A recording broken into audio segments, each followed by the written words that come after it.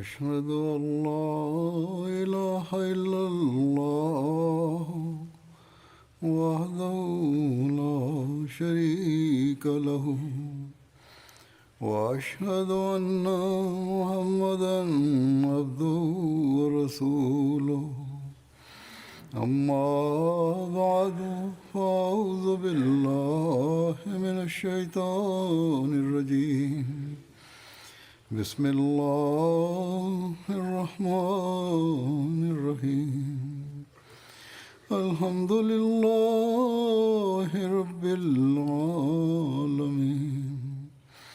الرحمن الرحيم مالك يوم الدين إياك نعبد وإياك نستعين اهدنا الصراط المستقيم صراط الذين أنعمت عليهم غير المغضوب عليهم ولا الضالين. Bugünlerde biz Ramazan ayının içinden geçiyoruz. Bu öyle bir aydır ki bunda ruhani yani manevi bir ortam oluşmuş oluyor. Ve müminlerin cemaatinde böyle bir ortam olmalı. Bu ayda oruçlarla birlikte ibadetlere daha fazla dikkat çekiliyor. Olmalıdır da. Kur'an-ı Kerim'i okumak, dinlemek, buna dikkatimiz daha fazla olmalı. Ve eğer gerçekten onun feyzini almak istiyorsak Ramazan'ın, o zaman ibadetlerle birlikte Kur'an-ı Kerim'i dinlemek ve buna bizim dikkatimiz daha fazla olmalı. Ve Ramazan'ın Kur'an-ı Kerim ile özel bir alakası vardır. Yahut Kur'an-ı Kerim'in Ramazan ile bir nispeti vardır. Allah-u Teala Kur'an-ı Kerim'de şöyle buyuruyor: Şahru Ramazan allazi unzila fihil Kur'anu hudal linnâse ve beyyinâtin minel huda vel furkan. Ramazan'ın ayı o aydır ki bunda Kur'an-ı Kerim nazil oldu. O Kur'an ki bütün insanlar için hidayet olarak gönderildi. Apaçık deliller var yanında. Hidayeti yaratır onlar. Ve ilahi alametler vardır. Bazı muteber rivayetler şunu böyle diyorlar: 24 Ramazan günü Hz. Resulullah sallallahu aleyhi ve sellem'e ilk vahiy oldu. Aynı şekilde her yıl Hz. Resulullah sallallahu aleyhi ve sellem ile Hz. Cibril aleyhissalatü vesselam Kur'an-ı Kerim'i başından sonuna kadar okurdu. Devir tekmil ederdi ve son yılda 2 defa bunu okudu Kur'an-ı Kerim'i. Her neyse Kur'an-ı Kerim'in Ramazan ile ilgili olarak bunun özel bir önemi vardır. Onun için bizim dahi bu ayda özellikle Kur'an-ı Kerim'i okumak, dinlemek onun tefsirini dinlemeye doğru dikkatimiz daha fazla çekilmeli. MT'de bunun programları oluyor. Ders dahi yayınlanıyor. Ona bile dikkat edin. Biz Kur'an-ı Kerim'in tilavetiyle onun tercümesi ve tefsirini okursak ve dinlersek ancak o zaman biz o buyrukların önemini anlayabiliriz. İçinde vardır, içinde biz onları hayatımızın parçası haline getirebiliriz.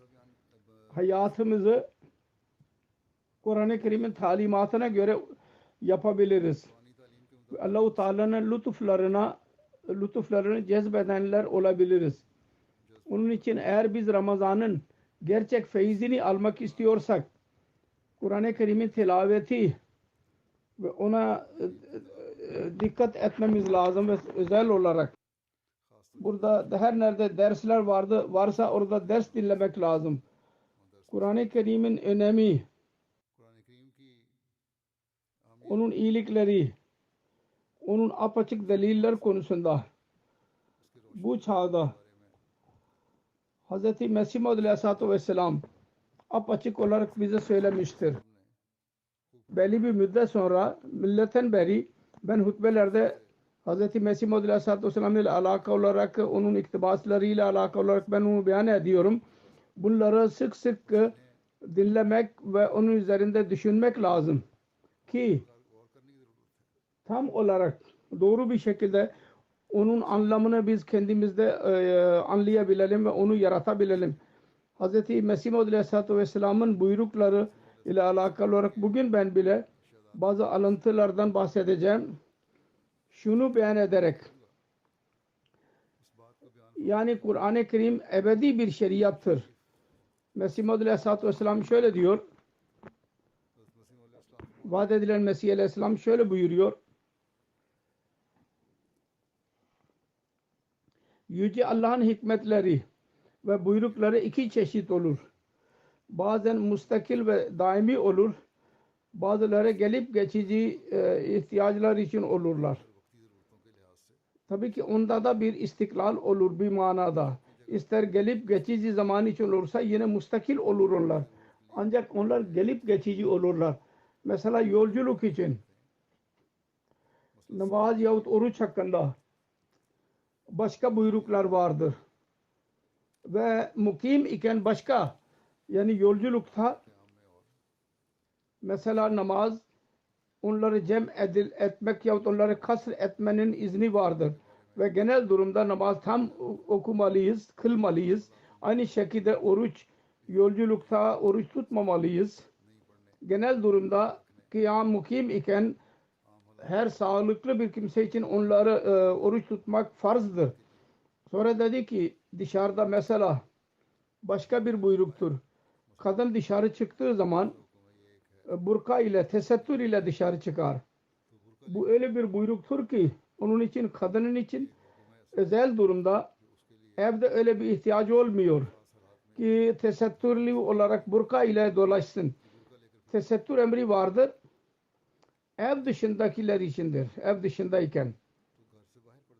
Sonra şu bile ki kimlerden tesettür etmeli ve kimlerden tesettür etmemeli. Örtünmemeli. Sonra diyor ki Tevrat ve İncil'in buyrukları karşılaştırarak diyor ki gelip geçicidir. Gelip geçici ihtiyaçlar içindir ve Resulullah sallallahu aleyhi ve sellem onun getirdiği bir şeriat ve kitap var ya, o kitap müstakil ve ebedi bir şeriattır. Onun için bunda her ne beyan edildiyse kamil ve mükemmeldir. Kur'an-ı Kerim müstakil bir yasadır. Ve Tevrat ve İncil eğer Kur'an-ı Kerim gelmemiş olsaydı yine de mensuh olurlardı. Ortadan kaldırılacaktı. Çünkü ebedi yasa değildi onlar. Kur'an-ı Kerim'in önemi, Kur'an-ı Kerim'in talimatları her durum içindir. Mükemmel bir talimattır ve her zaman içindir.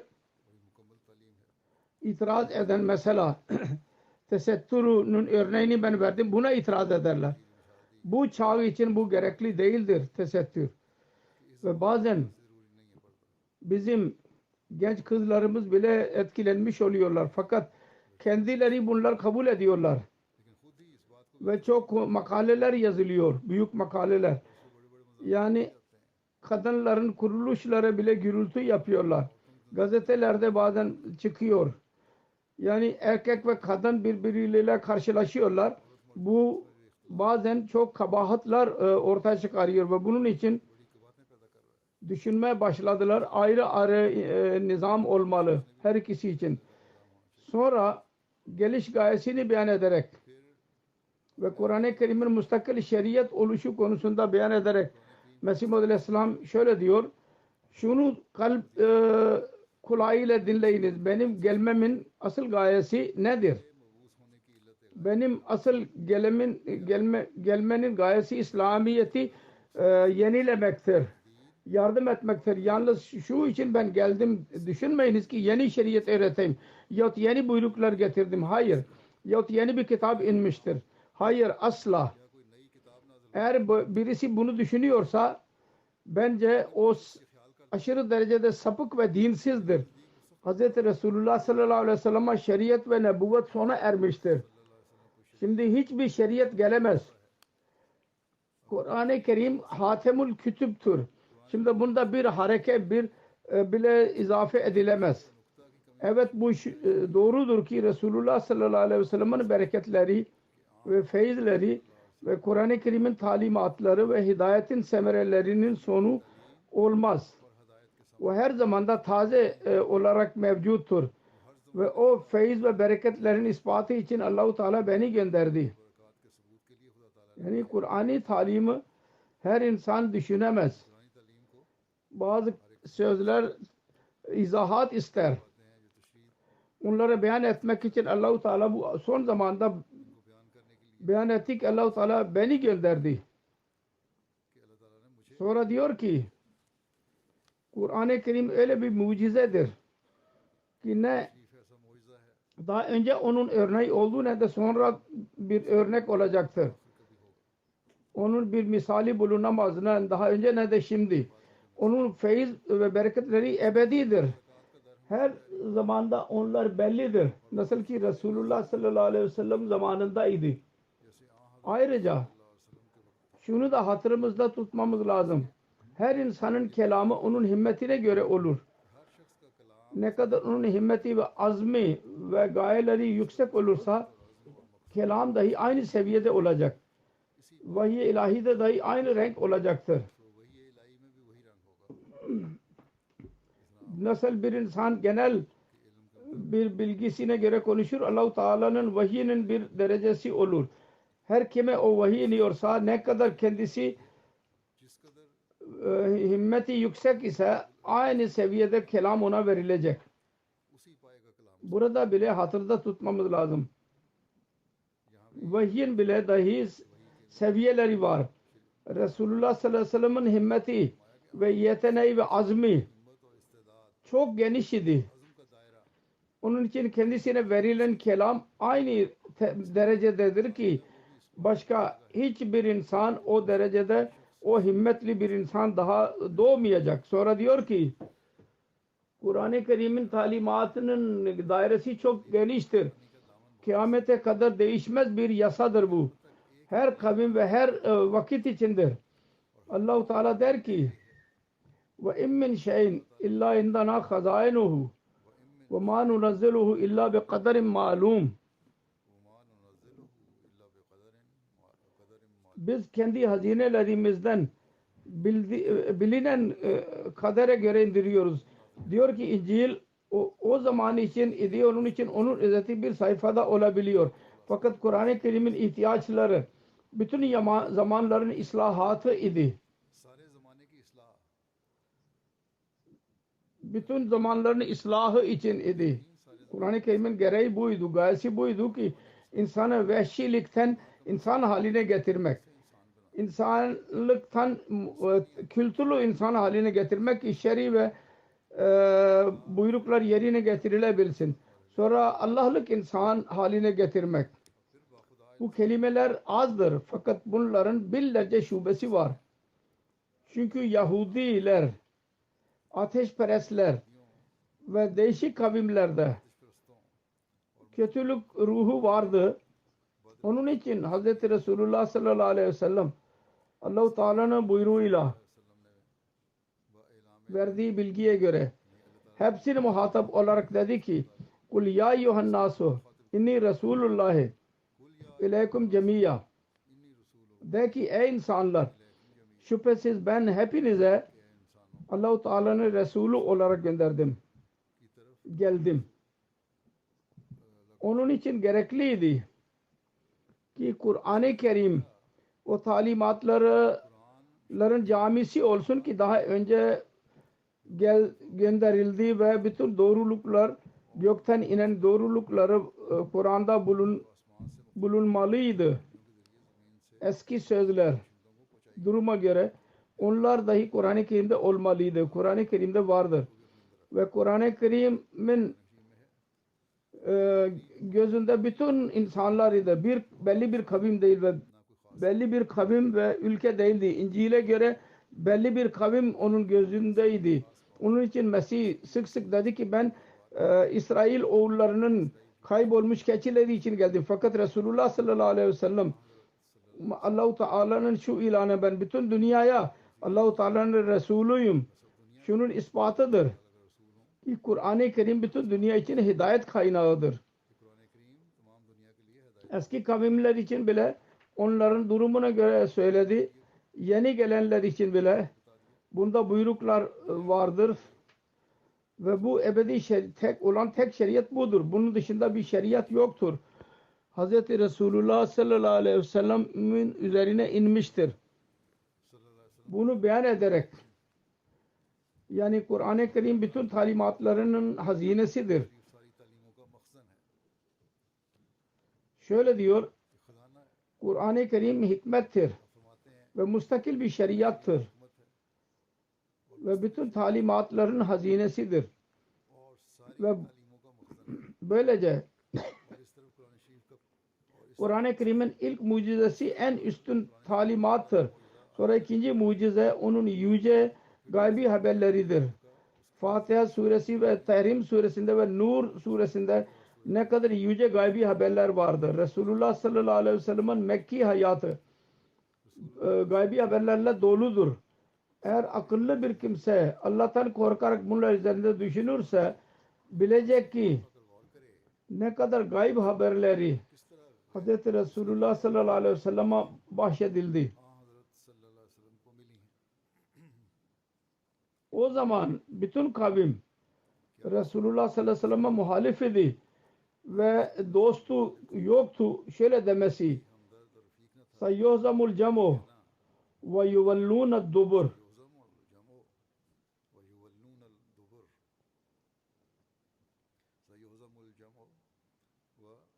Bu küçük bir şey olabilir mi? Yani cemaat yenilgiye uğratılacak ve onlar dönüp ve kaçacaklar. Bu küçük bir şey midir yani? Bunun bakımından öyle bir diyorlardı ki bunlar sona erecekler. Eğer imkan varsa, fakat Resulullah sallallahu aleyhi ve sellem böyle durumda başarısını ilan ediyor ve düşmanının yenilgiye uğrayacağını söylüyor ve aynı şekilde de gerçekleşiyor. Bu gaybi haber Kur'an-ı Kerim'de zikri vardır. Kendisine Allah-u Teala Mekke'de kendisine verdiydi. Ve o da ilk durumdaydı. Son derecede zaaf durumuydu. Sonra bu gaybi haber nasıl tamamlandı? Ahzab savaşında biz görüyoruz. Başka yerlerde de vardır. Kafirlerin ordusu Müslümanların önünden kaçtı. Sonra diyor ki 1300 sene sonra bu oluşan bu cemaat ve onun alametleri ne kadar yüce ve eşsizdir. Mesih Muhammed Aleyhisselatü Vesselam'ın zamanının gaybi haberleri vardır. Ne kadar yücedir bunlar. Daha önce ben onlardan bahsetmiş bulunuyorum. Geçen hutbemde. Ve hala bunlar Allah-u Teala'nın lütfuyla tamamlanıyor. Dünyanın hiçbir kitabın gaybi haberlerini ileri sürün. Mesih'in gaybi haberleri buna karşı durabilir mi? Sonra Kur'an-ı Kerim'in özelliklerinden bahsediyor. Kur'an-ı Kerim'in her buyruğu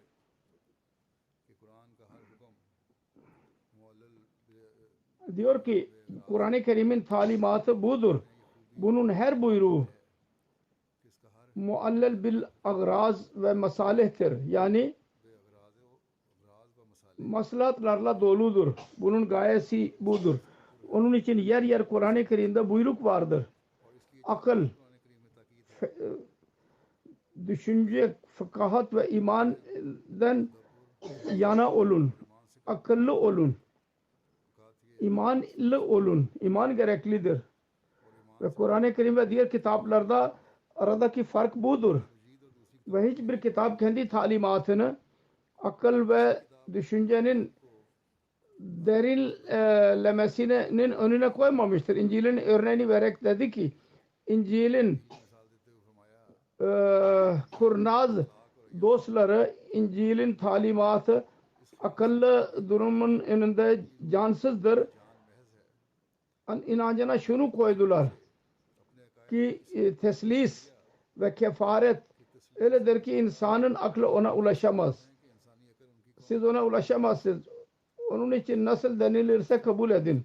Ancak buna mukabil Kur'an-ı Kerim'in talimatı budur. İnne fî halki semâvâti vel ardı ve ihtilâfil leyli ven nehâri la âyâtin li ulil albâb ellezîne yazkurûnallâhe. Yani göğün yaratılışı ve yerin yaratılışı ve günün ve gecenin sırayla gelmesi apaçık olarak gösteriyor ki İslam buna davet ediyor. Bu ayette ne kadar açık buyruk vardır. Akıllı kimseler akıllarını kullansınlar. Düşünün. Sonra dedi ki Kur'an-ı Kerim hakkında bir korunmuş bir kitaptır. Sonra Kur'an-ı Kerim'in talimatının şehadeti, kudret yasası diliyle ileri sürülüyor, açıklanıyor. Allah-u Teala diyor ki innehu la Kur'anun kerimun fi kitabin maknun la yamassuhu illal mutahharun. Şüphesiz bu onur dolu bir Kur'an'dır. Bir gizli bir kitaptır. Yani korunmuştur bu. Hiç kimse ona dokunamaz. Temizlenmiş olan insanlar dışında. Hatta bütün bu sahife kudretin sandığında, kuvvetli sandığında korunmuştur. Yani ne demek? Kur'an-ı Kerim bir gizli bir kitapta vardır. Onun varlığı kağıtlara kadar sınırlı değil. Bir kitapta vardır ki ona sayfa fitrat sayfası derler. Kur'an-ı Kerim'in talimatının şehadeti kudret yasasının her zerresinden eda oluyor. Onun talimatı ve onun bereketleri bir hikaye değil ki sona ersin. Her kim onu anlarsa, amel edecekse Allah-u Teala'nın lütuflarını elde edecektir.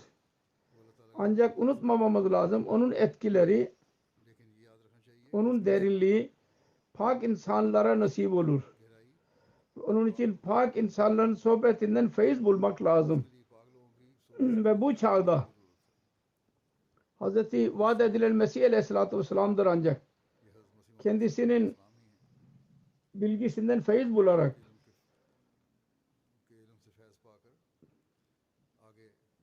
Allah-u Teala'nın bilgisi vasıtasıyla feyiz bularak beyan etti.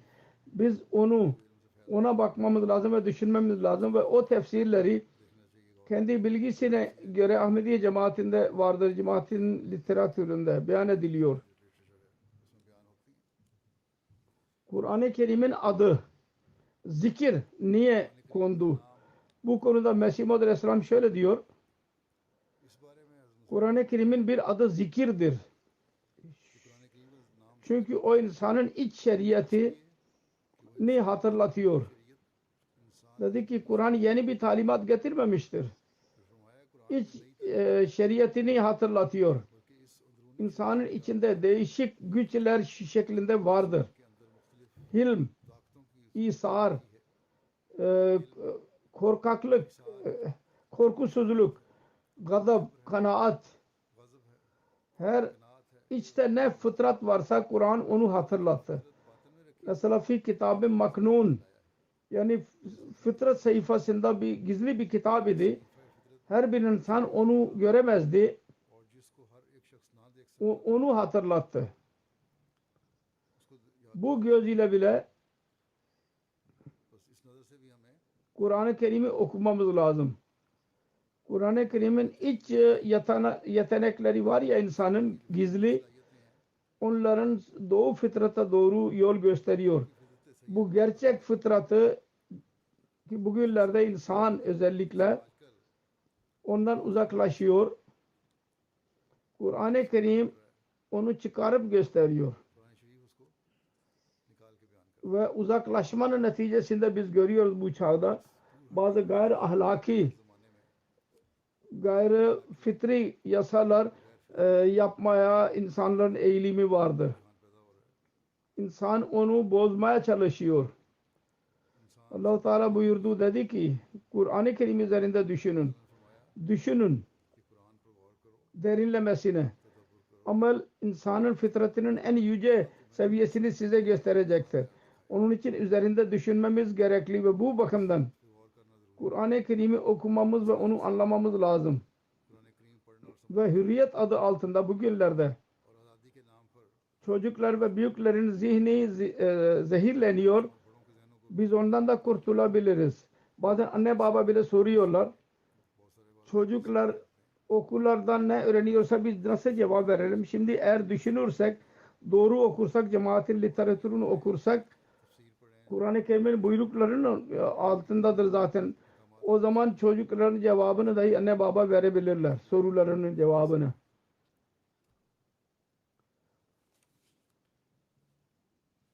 Sonra dedi ki aynı şekilde bu kitabın adı zikir.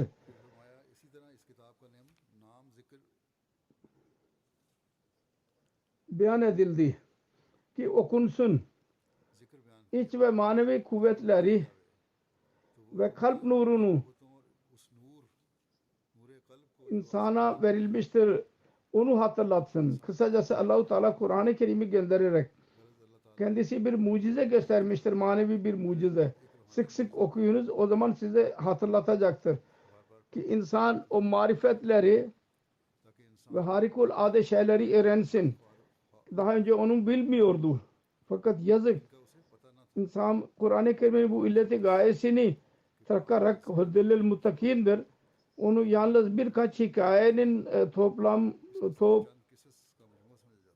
toplumu zannediliyor ve müşrikler gibi asatirul avvalin deniliyor ona. Bir çağ idi. Hz. Resulullah sallallahu aleyhi ve sellem'in geliş zamanesi ve Kur'an-ı Kerim'in nüzulü zamanı dünyadan kaybolmuş doğrulukları hatırlatmak için geldiydi. Şimdi zaman öyle bir zaman geldi ki onun hakkında Resulullah sallallahu aleyhi ve sellem gaybi haber verdiydi. İnsanlar Kur'an-ı Kerim'i okuyacaklar fakat onların hançeresinden aşağı inmeyecek. Biz şimdi görüyoruz. Birçok kari var, okuyanlar vardır ancak amel yoktur. Dedi ki şimdi gözlerle görüyorsunuz. İnsanlar nasıl güzel kıraat ile, güzel sesle okuyorlar. Fakat onların hançeresinden aşağı inmiyor. Amel yoktur. Onun için nasıl Kur'an-ı Kerim'in ikinci adı zikirdir. İlk zamanda insanın içinde kaybolmuş olan doğrulukları hatırlatmak için geldiydi.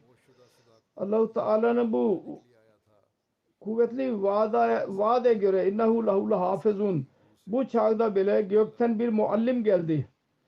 Ahirine minhum lemma yelhaku bihimin mistakıdır.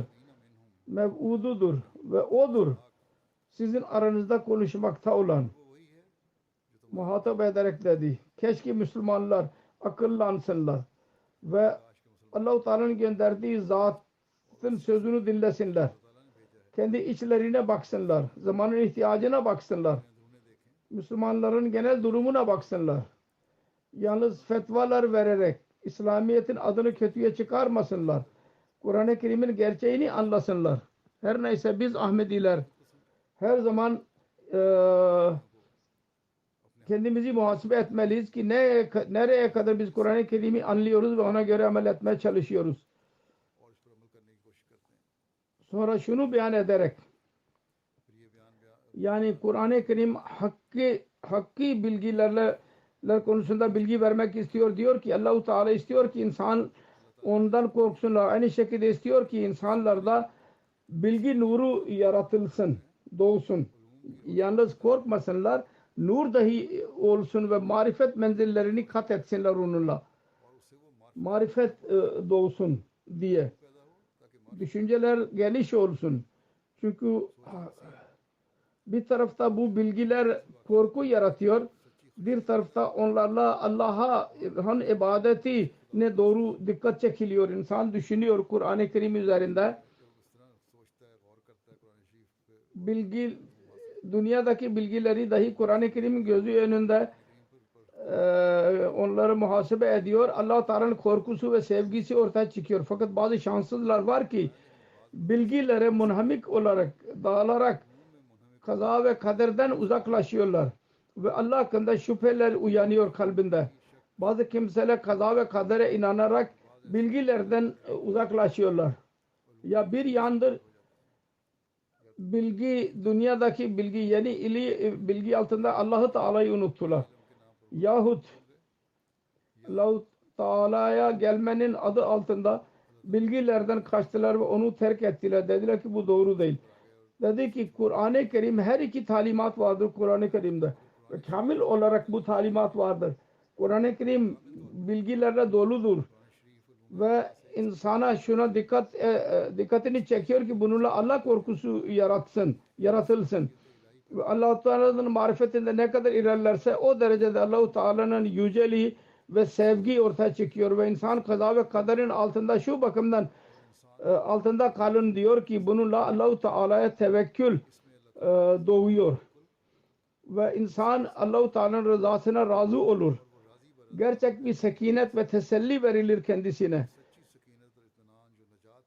Sonra dedi ki Allah-u Teala gerçek bilgilerin menbaını bu ümmete vermiştir Kur'an-ı Kerim'de. Her kim bu gerçek bilgileri Kur'an-ı Kerim'deki bilgileri anlarsa gerçek takva ve Allah korkusuyla doğuyor.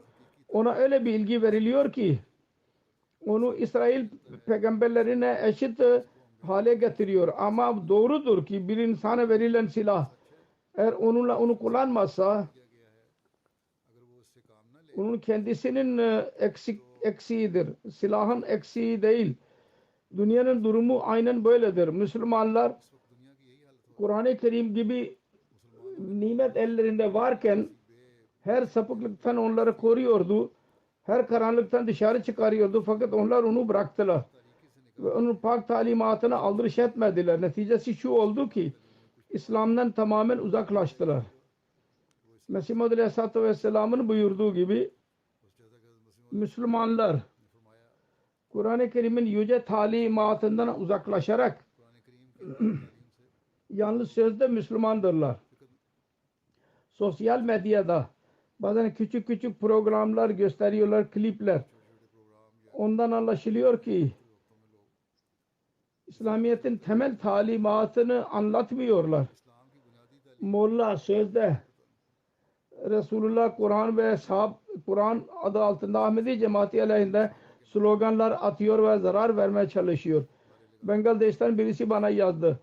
Bize saldıran bir yürüyüş vardı. Bir çocuk taş atıyordu. Bizim Ahmedi ona dedi ki ne yapıyorsun? Kur'an'da yazılı mıdır bu? İslamiyet'in talimatı mıdır? Nerededir? Söyle. Biz kelimeyi okuyandırız. Orada taşını yere indirdi. Mollalar coşku yaratıyorlar. Ona göre amel ediyorlar Müslümanlar. Allah-u Teala bu yaramazlıklarından bizi korusun ve bize güç versin. Bu Ramazan'da ve daha sonra bile Kur'an-ı Kerim'i anlayalım, onu öğrenelim ve amel edenler olalım. Allah-u Teala bize dünyanın pisliklerinden bile korusun. Ramazan'da dualara çok dikkat edin. Daha önce de söyledim. Allah-u Teala her yerde, her Ahmedi'yi her şerden korusun. Ve Allah-u Teala'nın gözünde ıslah olmayan kimseler var ya, onları ibret haline getirsin ki diğer insanlar Allah-u Teala'nın buyruklarına amel edenler olsunlar. Dünya için genel olarak dua edin. Allah-u Teala savaş afetlerinden dünya insanlarını korusun. Şimdi ben bazı merhumlardan bahsedeceğim. İlk olarak bizim bir murabbimiz vefalı bir şekilde vakfını yerine getireniydi. Aciz bir kimseydi. Ve uzun zaman hizmet etmek nasip oldu kendisine. ve hakkını verdi, hizmet hakkını. Onun adı Munavver Ahmet Khurşid'dir. Muballik idi Afrika'da. Geçen günlerde vefat etti. İnna lillahi ve inna ileyhi raciun. Bunun ailesine Ahmedi dedesi Hazreti Miya Abdülkerim vasıtasıyla cemaate katıldılar. 1903 senesinde Hazreti Mesih Maud Aleyhisselatü Vesselam Karam dininin duruşması için Cehrum'a gittiği zaman biat ettiydi. Bunun babasının yanında ne çocuk varsa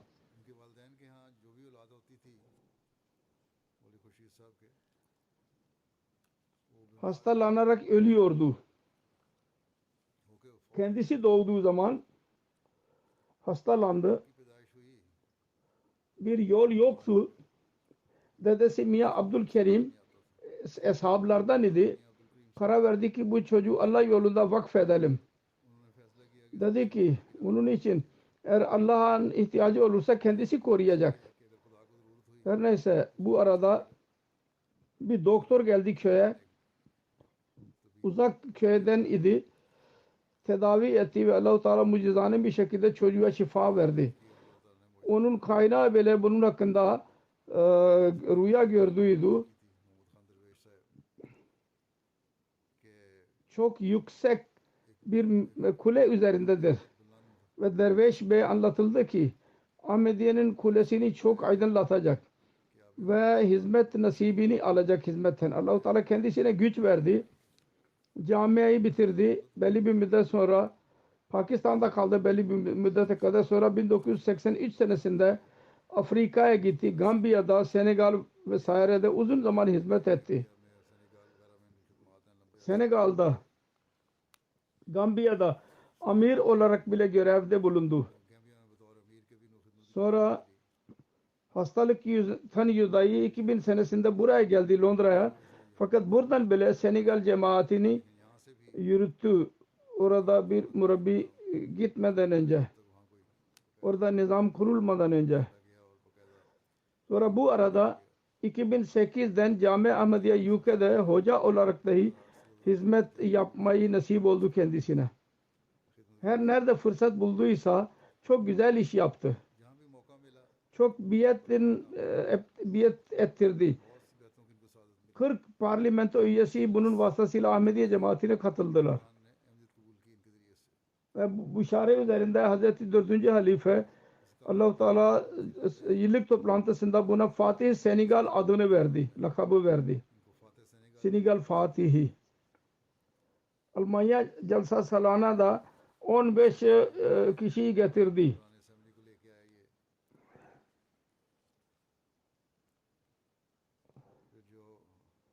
Sonra değişik murabbilere mükafatlar konmuştur. Abdurrahim Nayyar mükafatı buna verildi. İspanya'ya gitti. Orada Afrikalılar çocuksunda iş yaptı ve çok biatlar oldu. Ansarullah İngiltere'nin altında Talimul Kur'an klası yaptı. Ölünceye kadar. 3 çocuk ve 3 kızı vardır. Bir oğlu murabbidir burada İngiltere'de. Davud Hanif Bey bugünlerde Kanada Camia'nın müdürüdür. O dahi Afrika'da Gambiya'da amir cemaat idi. Oraya gittiği zaman diyor ki 1983'ten 1994 seneye kadar beraber hizmet ettik. Muballik ile birlikte İslamiyet dersi veriyordu okulda.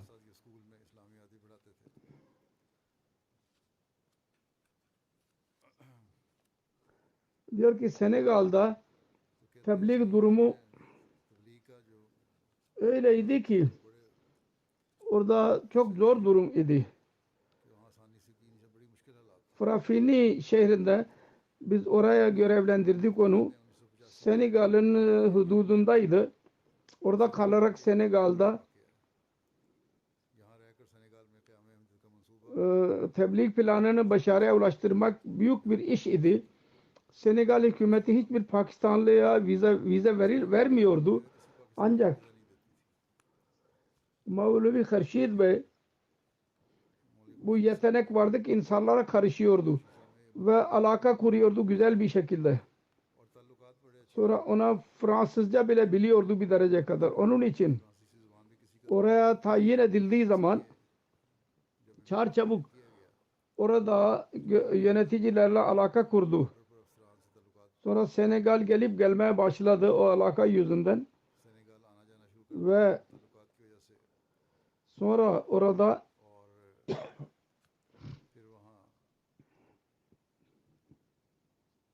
bir okulda ilk okul vasıtasıyla Fransızca öğrenmeye başladı.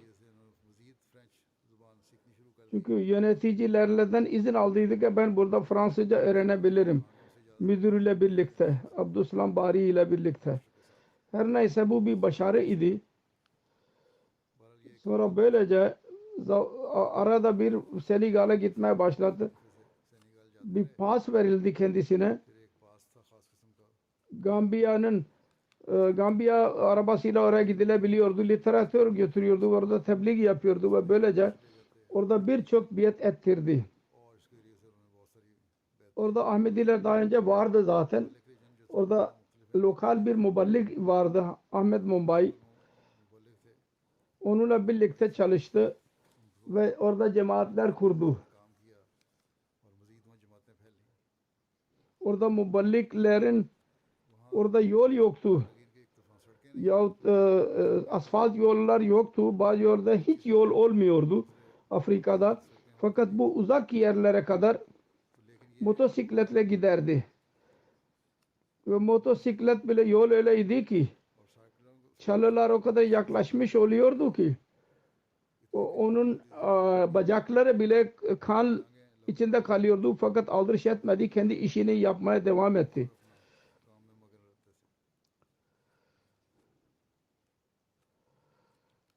Sonra Davud Hanif Bey diyor ki başlangıçta zor bir iş idi. Dikkatli bir şekilde bir tebliğ yapardık.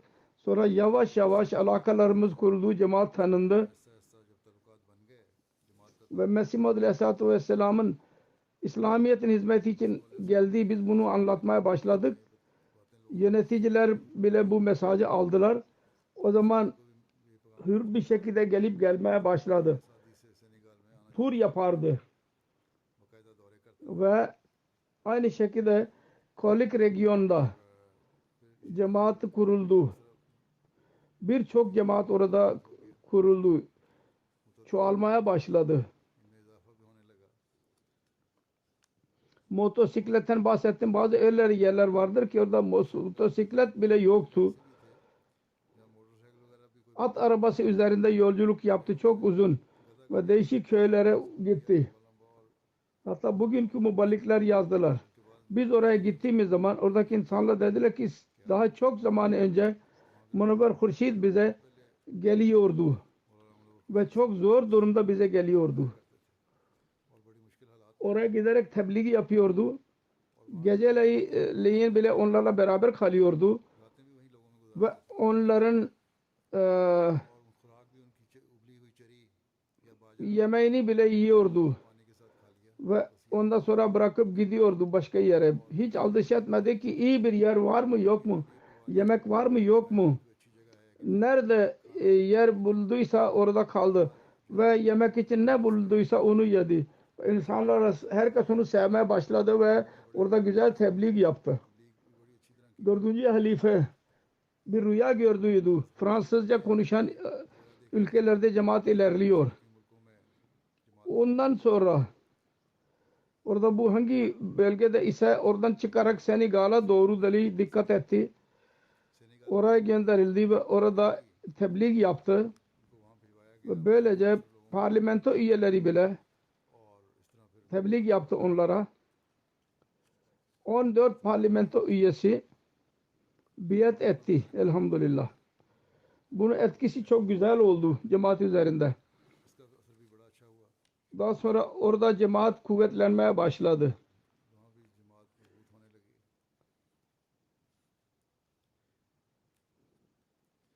Cemaat nizamını kuvvetlendirmek için muallimlerin sayısı çoğalmakla birlikte talim, terbiye ve bu programı cari tuttu ve Mevlana Bey çok himmetli bir şekilde bu işi yaptı. 1997 senesinde Senegal amiri olarak görevlendirildi. Çok çaba sarf ederek son ana kadar bu görevini yaptı. Halifenin itaati o kadar vardı ki gerçekten ben gördüm. Her ne zaman hastalıkta bile buraya geldi. Aşağı yukarı 10 sene burada hastalıkta bir iş verildiyse hemen onu yapmaya çalıştı. Tebliği yapmayı çok severdi. Vecihullah Muballig'dir Senegal'da, diyor ki ben buraya geldiğim zaman Münevver Bey'in adını çok duydum. Ve her nereye gidersem insanlar sevgiyle ondan bahsediyorlardı. Lokal muallimlerin olaylarını beyan ediyor. Muhammedu Tefsir Mara Bey muallim diyor ki Münevver Hurşid vasıtasıyla ben Ahmediye cemaatine katıldım ve o bana güzel talimat verdi ve çok sevgiyle beni terbiye etti. Bunun neticesinde Cami Ahmediye Gana'dan ben bilgi edindim ve hizmet etmek nasip oldu bana. Ben uzun zaman onunla birlikte kaldım. Gambiyalıdır, Senegallı. Hilafet aşkı vardı kalbinde ve özel olarak bana bile söylüyordu. Hilafet ile alaka kur. Sonra şunu gördüm, hiçbir zaman teheccüdü bırakmadı ve bize telkin ederdi. Daima teheccüd kılın ve teheccüd Halifetul Mesih için çok dua edin. Muallim Bey diyor ki çok muttaki bir insanıydı. Çaba sarf eden birisiydi. Senegal'a tur yaptı. Daima çabası olurdu ki her köye gitsin ve Mesih Aleyhisselam'ın mesajını versin onlara. Ben şahidim diyor. Münevver Bey cemaat işine meşgul olduğu zaman gece gündüz yemek her bir şeye aldırış etmiyordu. Allah Teala ile yakın alakası vardı. Onu müşahede eder diyor. Bir defa bir cemaat fonksiyonu vardı. İnsanlar vardı orada. Bir Ahmedi orada hastalandı. Geri gitmek istedi. Bu ona izin verdi. Fakat otobüse bindirdikleri zaman yer buldular. Münevver Bey dedi ki buna binmeyin, ikinci otobüse binin. Ve diyor ki o zaman düşündüm. Bu mutlaka kaza geçirecek. Eğer böyle olursa insanlar diyecekler ki cemaat fonksiyonuna gitti ve orada öldü sebebiyle. Fakat aynısı oldu. Yasak ettiği otobüs kaza geçirdi ve ikinci otobüste ile yolculuk yaptı ve kolay bir şekilde evine gitti ve insanların imanı kuvvetlendi. Sevginin durumu şöyledir ki değişik yerlerde cenaze gaybı eda edildi. Senegal'da Gari Ahmediler bile katıldılar.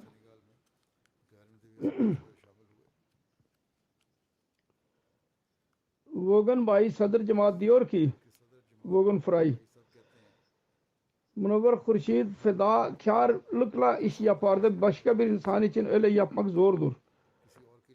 Sonra Calu Bey var, lokal muallim. İlk defa Senegal'a geldiği zaman uzun zaman Münevver Bey'in ile birlikte çalıştı. Çok muttaki ve cesur bir kimseydi. Cemaatullah esnasında hikmetle tebliğ yapardı. Aynı şekilde insafı çok severdi. Cemaati çok severdi ve insaflı davranırdı daima. Raja Burhan Bey diyor ki son günlerde hastalandı. Diyaloz yapılırdı her gün.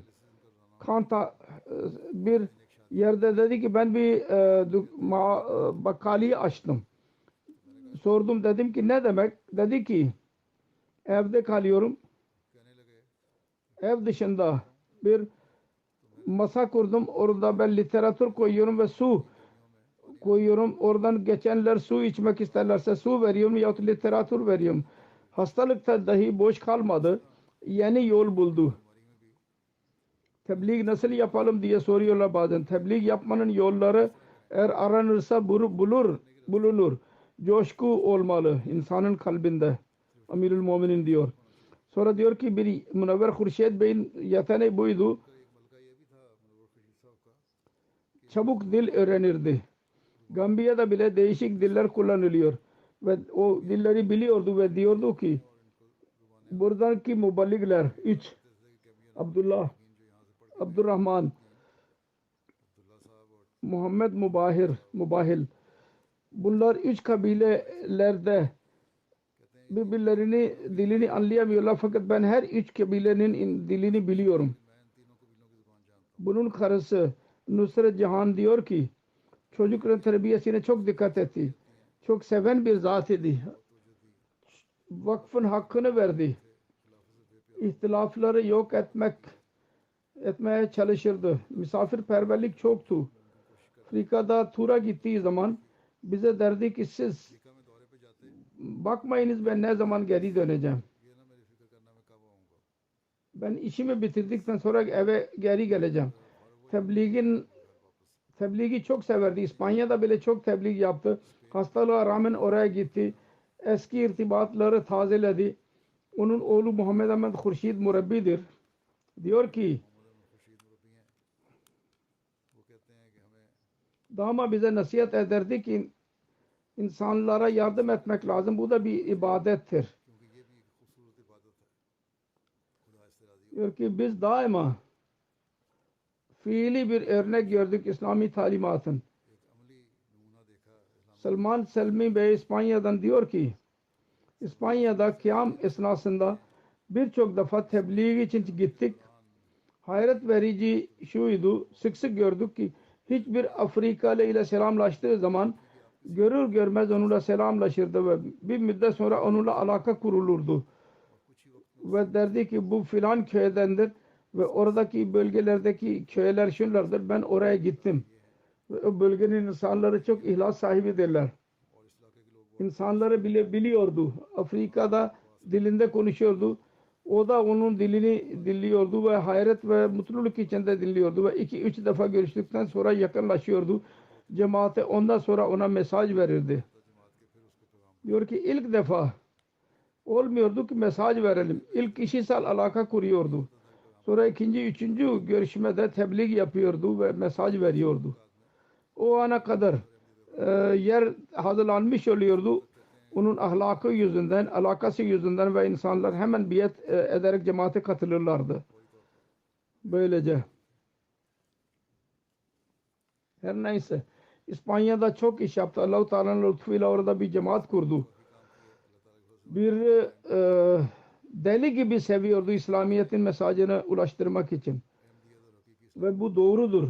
Amirül Muminin diyor. Bununla birlikte aciz bile son derecede aciz bir insan idi.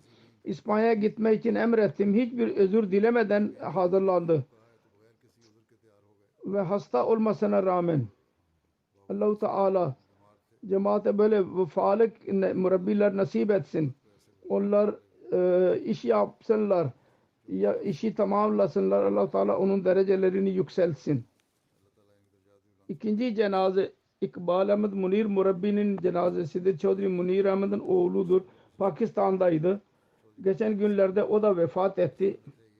Onun ailesine dahi onun dede Çodri Ulame Haydar vasıtasıyla 1895 senesinde onlar cemaate katıldılar. 1983 senesinde Cami Ahmediyen diye bitirdi. İslah-ı Rişad Merkeziye'de görev yaptı. 2001'den 2008'e kadar Sierra Leone'da kaldı. Sonra geri geldi. Ondan sonra Pakistan'ın değişik illerinde görev yaptı. Hastaydı, kalp hastası. Fakat buna rağmen çabayla sarf eden bir zat idi. Allah-u Teala'nın lütfuyla musi idi. Hizmet eden bir zat idi. İnsanlarla iyi bir alakası vardı. Merhumun karısı ve 3 oğlu vardır. Murabbi Bey diyor ki çok sevilen bir zat idi bu çocuk. Hilafeti çok severdi. Çok seven bir insan idi. o çok şefik bir zat idi. Belli bir müddet sonra geçtikten sonra derdi ki bunda kibarlık çoktur. Seyyid Munir Ahmet Amir Karachi diyor ki orada beraber görev yaptı. Çok çaba sarf eden ihlas sahibi bir zat idi. Her hangi iş verilirse hemen onu ilk tercih olarak yapardı. Büroya gelerek fikir bile verirdi. Ben dahi ondan hafıza bulurdum. Kalbi çok temiz idi. İnsanlarla kişisel alakası vardı. Onun için işte kolaylık olurdu. Bu yüzden çandaya dikkat etmek için kendisine derdik biz. Ve onun söylemenin güzel etkisi olurdu. Allah-u Teala merhumu mağfiret eylesin. Derecelerini yükselsin. Üçüncü zikir Seyyida Nusret Cahan Begum Miyan Abdülazim Derviş merhum Kadiyan'ın zikri vardır. Geçen günlerde vefat etti. Uzun zamandan beri hastaydı.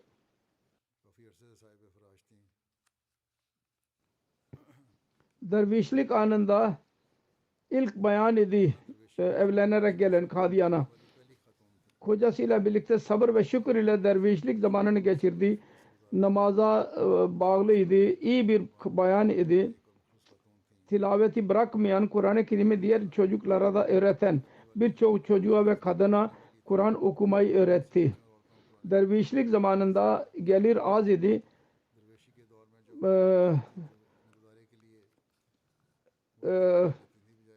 Tavuklar yetiştirirdi.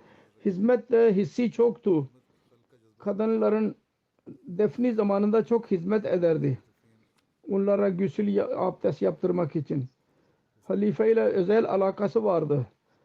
Her musiye idi. Bıraktığı 4 oğul ve bir kız vardır. Kurşid Ahmet'in ikinci annesiydi. Dost Muhammed Şahit merhum Muharref Ahmet'in yengesiydi. Allah-u Teala mağfiret eylesin. Namazlardan sonra onların cenaze namazını kıldıracağım.